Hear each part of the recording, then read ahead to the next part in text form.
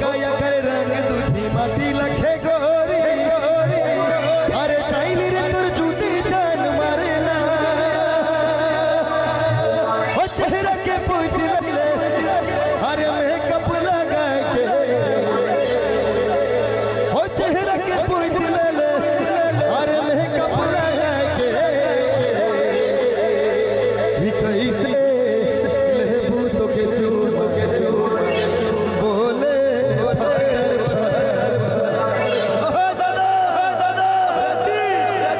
चली चली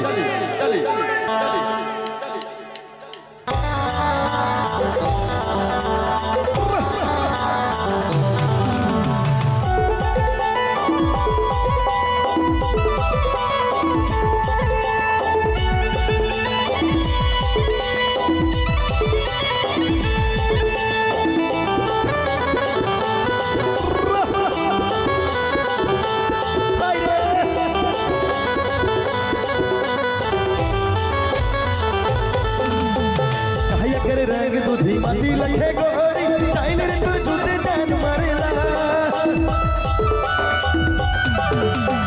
काया कर रंग दूधी माटी लखे गोरी चाइले रे तोर जूते जान मारेला चेहरा के पोती ले मेकअप लगा के कैसे लेबू तो के चूमा बोले फटर फटर गाले मेकअप लगा ले गीला गाले काया करे रंग दूधी माटी लखे गोरी चाइली रे तोर जूते जान मारेला चेहरा के पोती ले मेकअप लगा के कैसे लेबू तो के चूमा बोले फटर फटर गाले मेकअप लगा ले गीला गाले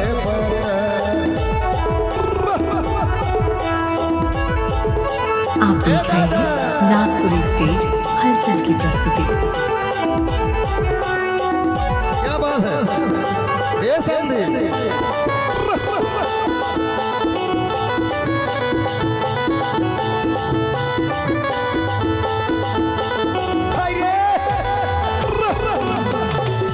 में सिली तोर नागिनी चाहिए तोर हंसियो दिले रे कर जाके होठ गुलाबी तोर जहिया से देखलो पगला बना लग मोर भेजा के नैना में सिली तोर नागिनी चाहिए तोर हंसियो दिले रे कर जाके होठ गुलाबी तोर जहिया से देखलो पगला बना लग मोर भेजा के मोर दिले मसाले बुसाटर लगा के कैसे लेबू तो के चूमा बोले फटर फटर गाले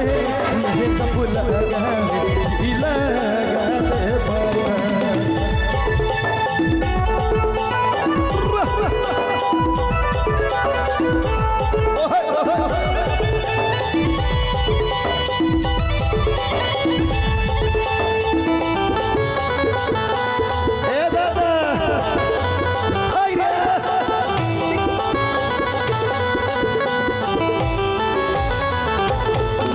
रही लखे दिसला तोहर गोरी उगर में रहे मोर ध्यान रे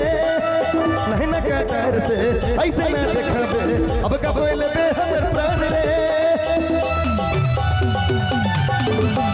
ठंडा सुरही लखे दिसला तोहर गोरी उगर में रहे मोर ध्यान रे नहीं न काटर से ऐसे ना देखबे अब कब लेबे हमर प्राण रे कटरीना कैफ के भी दे देले टाका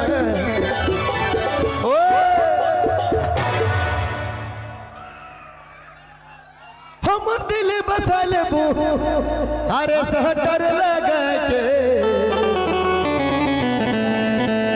इतने प्यार इतने सपोर्ट इतने सुंदर सुंदर हमारे दादा मन ऐसा सपोर्ट करे वाला है अगर हमारे दिल सटर रहता तो घुसा दिली बटे बहुत प्रेम से और कहतली का हो मोर दिल बसा लेबू अरे सटर लगा के हमर दिल बसा लेबू अरे सहटर लगा के कि कैसे लेबू तो के चूमा बोले फटर फटर गाले मेकअप लगा ले गीला गाले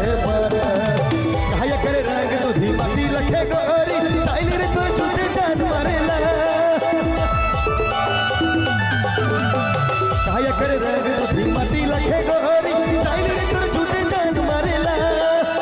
चेहरा के पोइतिल ले मेकअप लगा के ई कैसे ले बोल के चुमा अटर गाले मेकअप लगा ले